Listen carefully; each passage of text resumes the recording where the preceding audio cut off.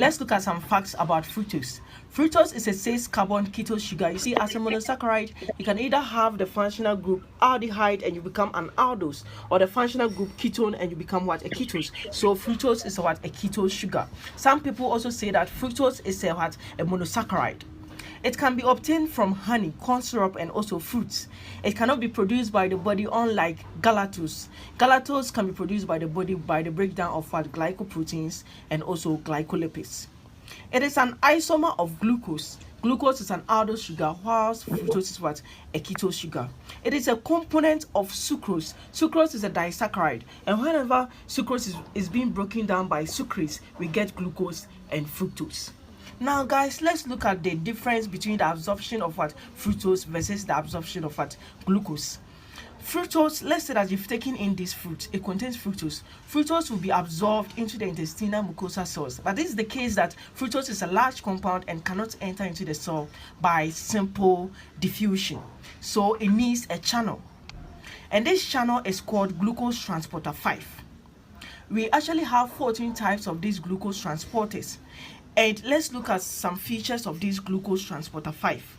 It is bidirectional, meaning fructose can use the same channel to enter into the cell and also use the same channel to come out of the cell. It is insulin independent, unlike GLUT4, which is insulin dependent. It needs insulin to bind to a receptor on the cell to cause it to open. But this GLUT5 is insulin but independent. It is also the only transporter that transports only fructose, unlike the other glucose transporters which can transport glucose, fructose, and galactose. This transporter only transports what? Fructose. It doesn't depend on sodium gradient. You understand this when I talk about glucose absorption. The transport of fructose into the intestinal mucosa cell is by what? Facilitated diffusion. So guys, let's look at that of what? Glucose. Glucose is also a large compound and needs a channel. So it needs this channel, sodium-dependent glucose transporter 1, to get into the intestinal mucosa cells. We have two types of this sodium-dependent glucose transporter. We have sodium glucose transporter 1, which can be found in the enterocytes, which is the intestinal mucosa cells, and sodium glucose transporter 2, which can be found in the proximal convoluted tubule. These sodium glucose transporters, they are unidirectional. That means glucose can only use them to get into the cell. It also depends on sodium. Sodium needs to move down its concentration gradient to help the glucose to also move into the cell. So this transport is actually by secondary active transports. So guys, now this is the case that fructolysis mostly, or fructose metabolism mainly occur in the liver.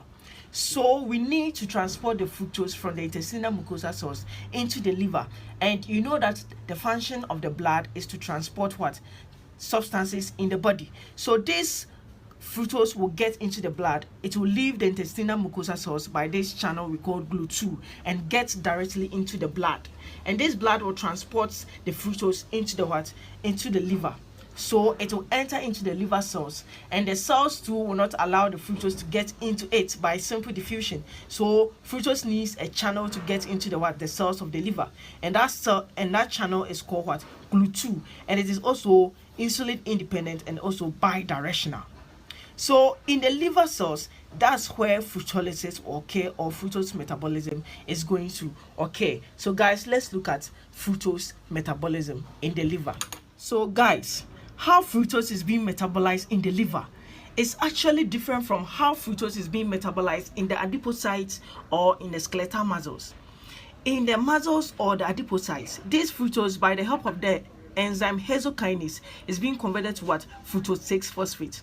And depending on the body state, this fructose 6-phosphate can be used in glycolysis or in the synthesis of what? Glycogen through the process of glycogenesis, where fructose 6-phosphate will be converted to what? Glucose 6-phosphate, and glucose 6-phosphate into what? Glucose 1-phosphate, which will be used in the synthesis of what? Glycogen. Or this fructose 6-phosphate can be used to actually generate what? Glucose through the process we call what? Gluconeogenesis, where the fructose 6-phosphate will undergo mutation into glucose 6-phosphate, and by the help of the enzyme glucose 6-phosphatase, we get what? Glucose. So now let's look at how the fructose is being metabolized in the liver. In the liver, Fructose, by the help of the enzyme fructokinase, is being converted to what? Fructose 1-phosphate. And this process actually requires ATP, energy in the form of what? ATP. And let's look at some features about fructokinase. This fructokinase is solely for fructose. It has high affinity for fructose, and biochemists will say, in other words, it has what? Low Km. It is this step, the conversion of fructose to what? Fructose 1-phosphate, is the rate limiting step or the committed step in what? In fructolysis. And this fructokinase is mainly being found either in the liver, the kidney, or the intestinal mucosa cells.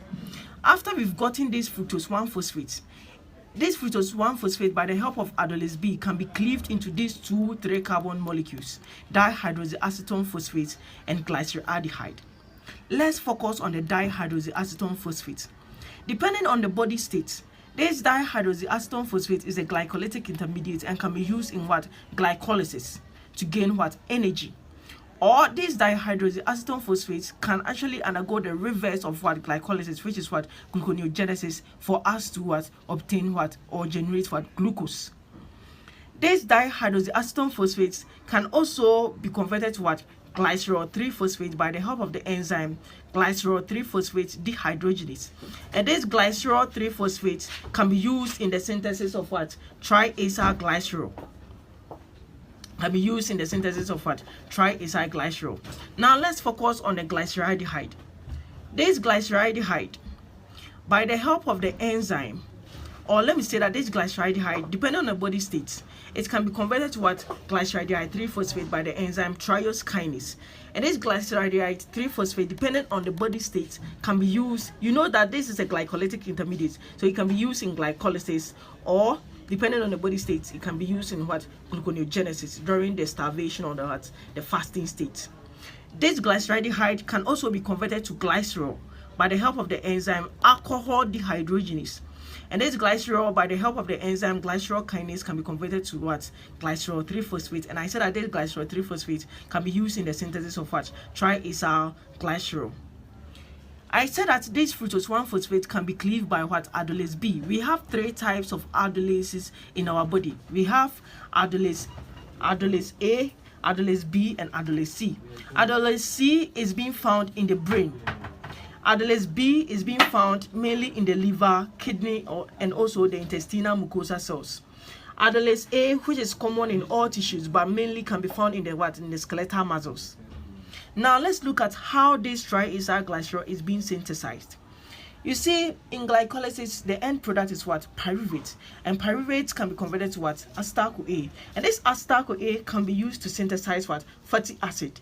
And glycerol produced here plus 3 fatty acids help us to get what? The triacyl glycerol. So we say that high fructose metabolism is related to what? Obesity, because high fructose metabolism can lead to what? High levels of what? Triacyl glycerol in our body. So guys,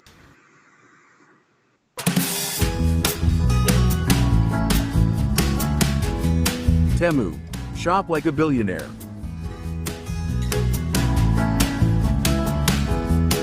Install it now.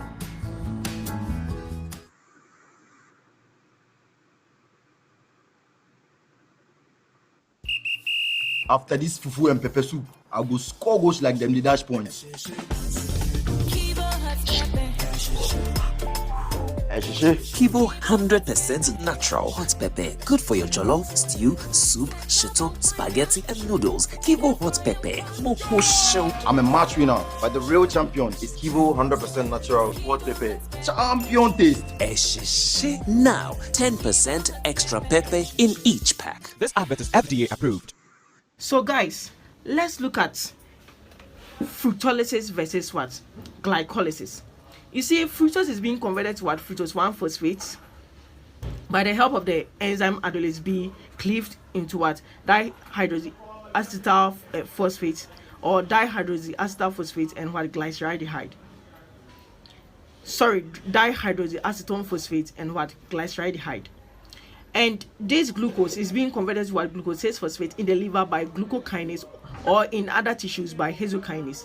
And this glucose 6-phosphate is being converted to what? Fructose 6-phosphate which will be converted to what? Fructose 1,6-bisphosphate by the help of the enzyme phosphofructokinase 1. And this step in glycolysis is known to be the rate limiting step. And this fructose 1,6-bisphosphate will be cleaved by either aldolase A, B, or C into what? Dihydroxyacetone phosphate and glyceraldehyde 3-phosphate. You can see that in fructolysis, this rate limiting step in glycolysis is being bypassed. So we say that the fructose metabolism is very rapid than glucose metabolism because it bypassed the rate limiting step in glycolysis. So guys, let's look at fructose metabolism disorders and also the sorbitol pathway. So guys, the last two topics are fructose metabolism disorders and what? The sorbitol or the polyol pathway.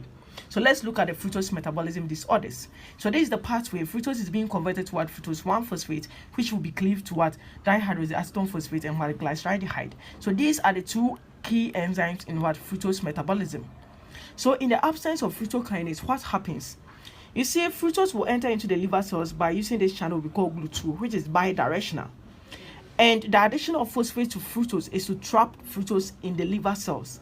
You understand? So if in the absence of fructokinase, we are not able to add the phosphate to the fructose, it means that we will not be able to trap the fructose in the liver cells. So the fructose can also leave the liver cells by using this same channel because it is what? Bidirectional. And when this fructose leave this liver cells, it will go directly into the into the blood. So there will be high accumulation of fructose in the blood, and this will actually exceed the renal threshold and will appear in our urine. This is why this disorder is called essential fructosuria. And this is also a hereditary disorder. Inheritance is what? Autosomal recessive, and it's also a benign asymptomatic condition. No treatment is actually indicated. What you can do is to stay away from fructose or eat fructose-free diets. So now, in the absence of aldolase B, what actually happens? You see, this fructose will be converted to fructose 1-phosphate, and ATP is required in this step. And it is the case that we cannot metabolize fructose above this step because of the absence of aldolase B, meaning that we are going to waste ATP. You understand? And ATP here will become depleted, and ATP will be converted to ADP, and this we will use this ADP. So this ADP will also be converted to AMP, and when this AMP is being broken down by this enzyme we call AMP diaminase, we get uric acid.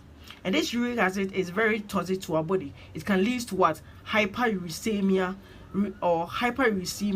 or also lactic acidosis. So high levels of uric acid can lead to hyperuricemia and also lactic acidosis.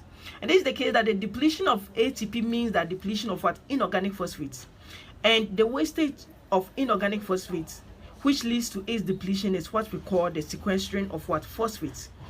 And one thing is that this inorganic phosphate is also being required by glycogen phosphorylase to break down glycogen for us to get glucose. And it's also being required by gluconeogenic pathway for us to get glucose. So in the absence or in the low level of this inorganic phosphate can actually lead to hypoglycemia, because we cannot get glucose from glycogenolysis, cannot get glucose from gluconeogenesis, so it will lead to hypoglycemia. And this can also lead to vomiting, hyperuricemia, which I have already talked about, jaundice, and also hepatomegaly. So guys, let's look at the sorbitol or the polyol pathway. This sorbitol is a polyhydric sugar alcohol. We can also call it polyol. That's why this pathway is also called the polyol pathway. And this sorbitol pathway is a way glucose converts itself to fructose when glucose is in excess. As for example, in diabetes mellitus state, we have excess glucose in the blood, and some of these glucose will try to convert themselves to fructose, and sorbitol is the intermediate in this pathway. So in excess glucose, this will actually activate a certain enzyme we call aldose reductase. When glucose is in excess, that is when this aldose reductase becomes activated. And this aldose reductase, because it becomes only activated in excess glucose, we say that it has high Km or low affinity for glucose. This aldose reductase will actually reduce the glucose to sorbitol. And in this step, NADPH is being required. So NADPH will be breaking down to what? NADP plus and what? Hydrogen ion. This sorbitol, by the help of the enzyme sorbitol dehydrogenase, is being converted to what? Or is being oxidized into what? Fructose. And in this step, NADH is being required.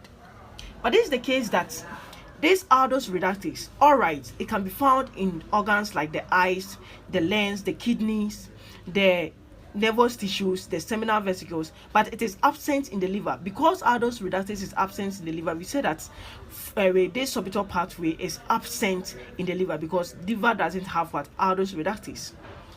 But the sorbitol dehydrogenase can only be found in the liver and seminal vesicles. These organs lack this sorbitol dehydrogenase. So after the conversion of glucose to what? The sorbitol cannot be oxidized to fructose. So this sorbitol will be accumulated in these organs. So this sorbitol will become what? Accumulated in these organs. And one thing about sorbitol is that it has a high osmolarity, meaning that it draws water closer to itself. And because of that, this sorbitol accumulation can lead to what? Cataracts in the eyes, in the nervous tissues. It can lead to what? Neuropathy. In the kidney, it can lead to what? Nephropathy. So some people say that the pathological changes in diabetes mellitus is as a result of this what? Sorbitol pathway. So guys, that's the end. And if you haven't subscribed to this channel, please subscribe to this channel. Nice. Thank you. Bye.